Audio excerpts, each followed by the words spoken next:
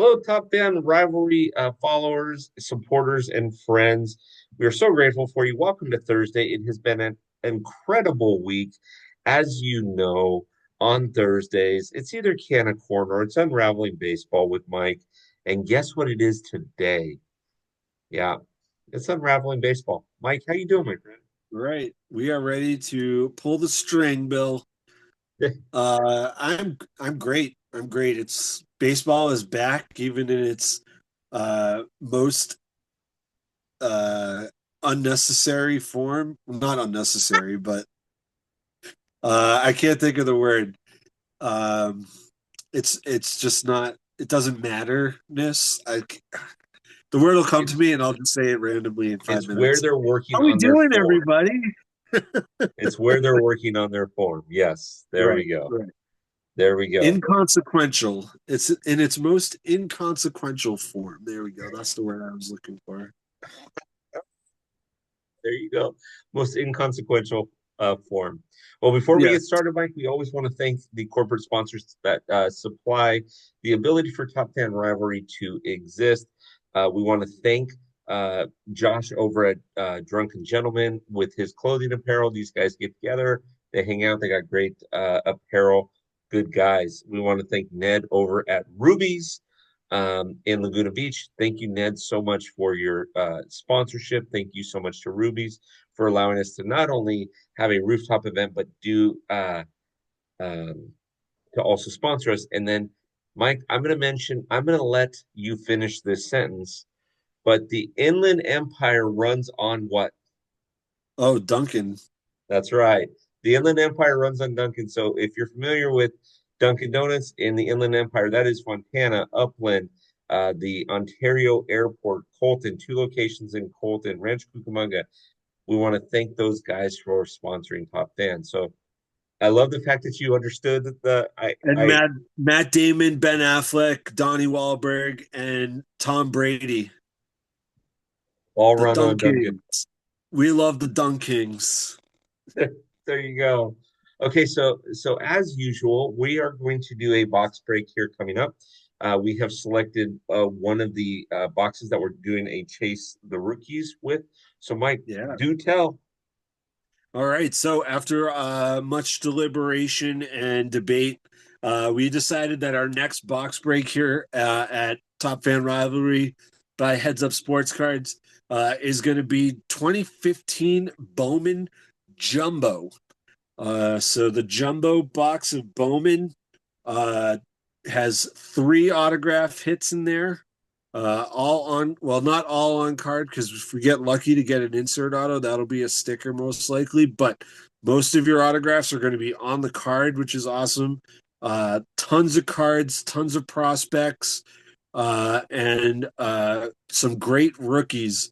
In this product, we have um, prospects of names like prospects and rookies of Frankie Lindor, Chris Bryant, Kyle Schwarber, Aaron Judge is a name that could possibly come out of this product. Rafael Devers, Jock Peterson, Jorge Soler. I mean, the list goes on, and we could name a whole bunch of guys that uh, that barely made it or that oh yeah I remember that guy. Some Jeopardy questions. Yes, Somebody with a trivia question these days, but it should be a ton of fun. And the best part about bringing a product like 2015 Bowman, it's our first time doing a Bowman product with Top Fan by Heads Up Sports Cards. And Bowman is widely considered, the uh, baseball card. The first Bowman card is widely considered the baseball card for your favorite baseball player. So, perfect. um, Perfect. I love that. I'm so excited about that. Obviously, we dropped it yesterday. But hey, still get in. There's plenty of teams left over. We'll make sure that we have options for you. We'll make sure that we can make things happen. So we're excited for that. Um, okay, Mike, as we do with this show all the time, we need to start. now that we're calling it Unraveling Baseball, that's one thing because we're going to talk about the whole league. But we always got to start with your team. We got to start with the Red That's right. We Sox. got to Talk stick to around the with the Red Sox roots. a little bit. Got to stick to the roots. Yes. So tell Uh, me what you're seeing. I mean, the most exciting thing is watching the kids play. Seeing what Christian Campbell, Roman Anthony, and Marcelo Mayer can bring to the table. And it's been great to just to see those guys out there getting their reps in, working hard, getting the ABs. Uh, it just pumps in like the shot of adrenaline to this team. Uh, I know that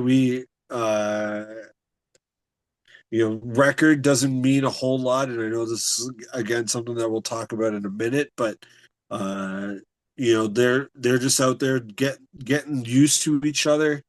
Uh, it's been fun to see all the new players on the Hmm. team getting their work in. So Bregman, Bregman and Story out there together has been great. Um, Casas's character. Duran, the gang from last year is back, and they're just like kicked up an extra notch. Uh, with all the new additions. So and the young blood. So Young blood. Yeah, 100%. 100%. I love that. I love Casas, I that. heard, is not rooting for them to make the team. Any of them to make the team. Eh, well, that's another He's a story. weirdo.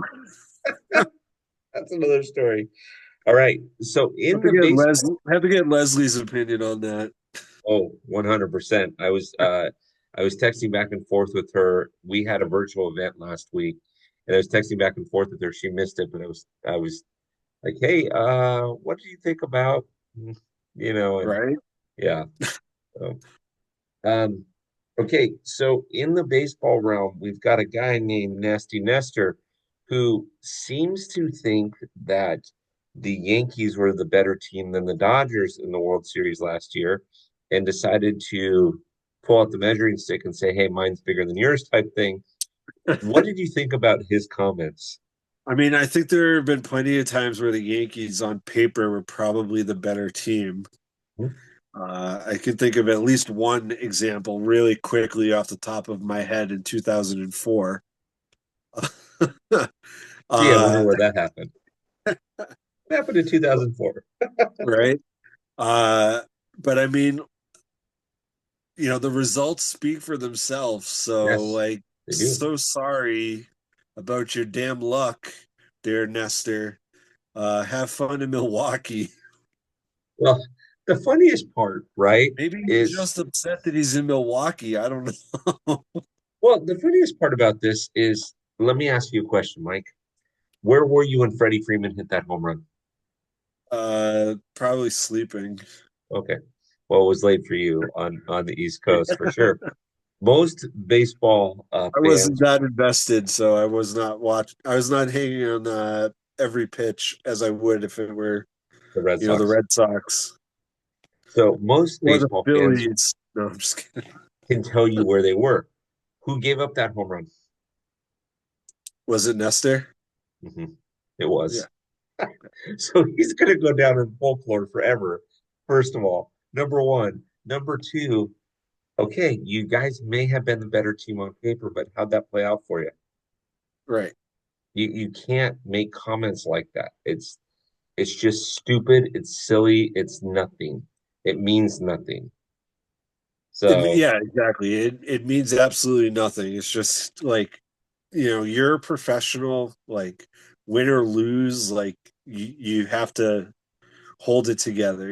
I think that's and we saw examples of this with Jaron Duran last year, mhm. where and we talked about it on Unraveling the Red Sox last season.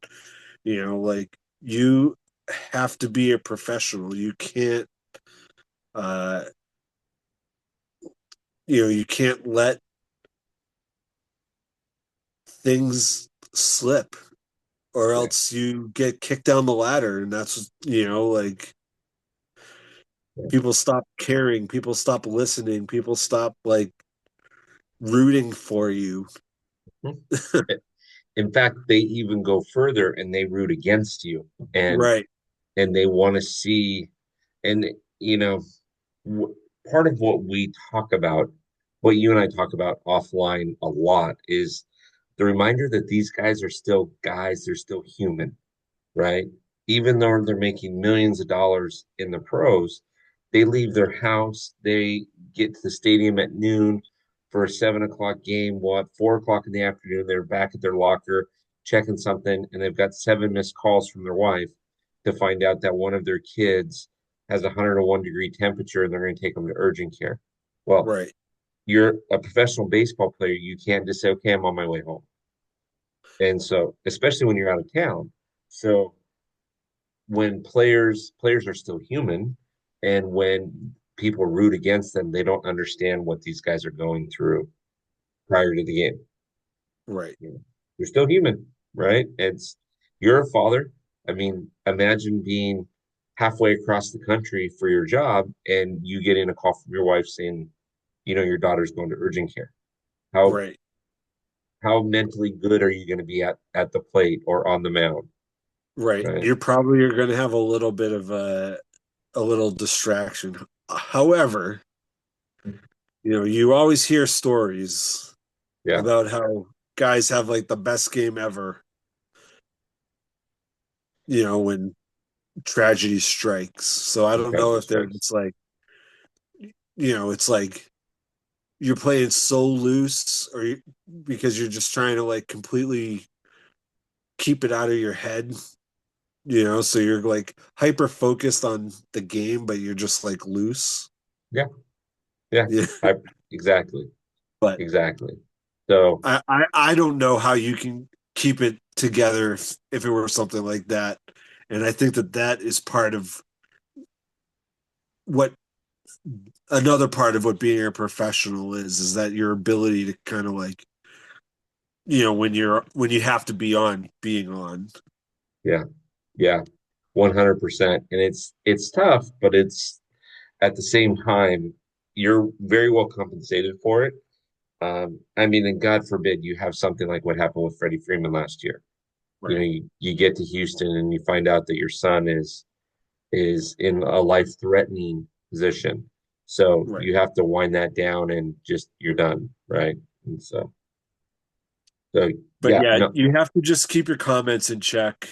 You can't just like fly off the not that he was flying off the handle, but like, it's a totally insane comment. when I heard about it, of course, doing Top Fan as long as I have been, I get messages. You and I message several times throughout the week. Sometimes it's about box breaking. Sometimes it's about something that we read. You never know. Right. And I get messages all the time. People say what I'm going to call tongue-in-cheek comments, or maybe even a little just south of stupid comments. I always get them Yeah. sent to me. And after it was said, my phone ping, ping, ping. What do you think of this? What do you think of this? I don't think much. Right. I, Yeah. I think Nestor wishes that he could retake back those comments. I don't know. I'm sure he does. Uh, I had to go look at when it was on our rundown for tonight, I had to go look and see what he said, so I was prepared. But I was like, why?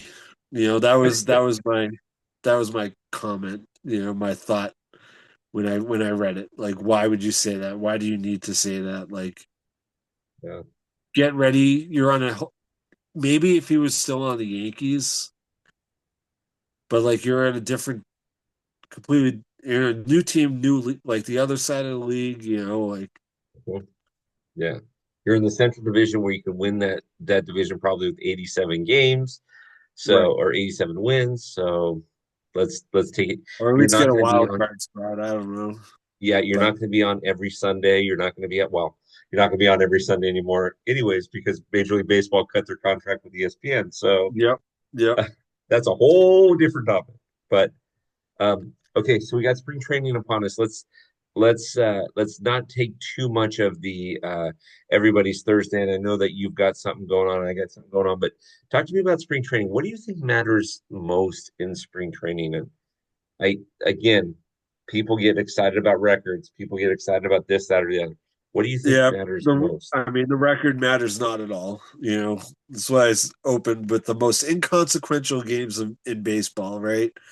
What matters most is getting up to speed, getting up to game speed, getting the reps in, extending the length. So you start off playing like three or four innings uh, every day, and then you ramp it up.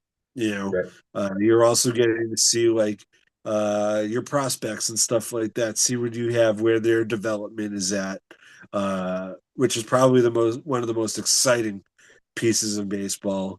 Especially if you're like a Bowman nerd like I am. Uh, and our friend Dennis is a huge Bowman nerd also. So like we love the prospects. We love to know about the prospects, how they're doing, who's going to be ready to get called up. Uh, you know, and uh, you know, personally, my other favorite part of spring training is getting ready to draft my fantasy team. Yes, yes, yes, I yes, am I yes. am in for fantasy baseball 100%. Like fantasy football is fun, but it's once a week. Fantasy baseball is every Every day. day. So Every we're day setting the lineup, knowing who's, what your matchups are, where your strengths are. So that's one of the things that I get excited about for spring training is and hopefully none of my team getting hurt. So um so what you're saying is when we announce the fantasy baseball for TFR, you want a team. yeah, please. Yeah, please. There you go. There As you long as it's go. not rotisserie. I don't understand rotisserie. No, no, no. Rotisseries I for like chicken. points or head to head. Yes. Yes, exactly. Points and head to head. Exactly. Rotisseries Rotisserie for is for chicken. chicken. So, um, so yeah. So anyways, yeah, I agree with you. So Mike, here's the funny thing to me about spring training, right?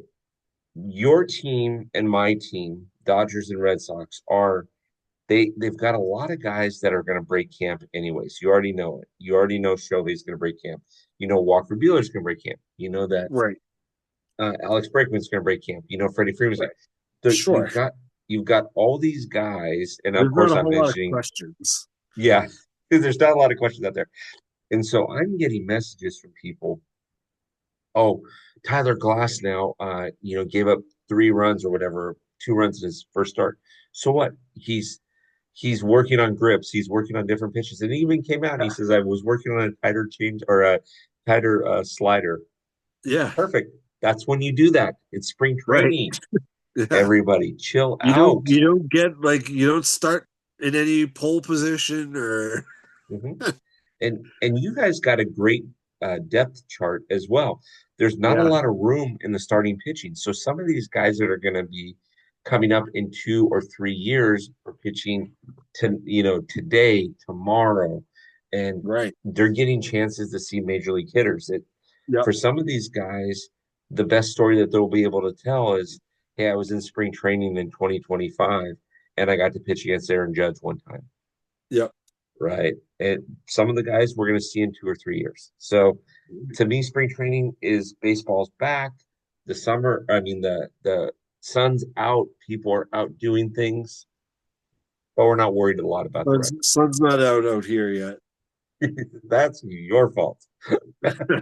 It was 85 degrees for me, and I mean, so I was gonna say it was 50 today, but step in the right direction. Step in the right yeah, direction. So but it was raining.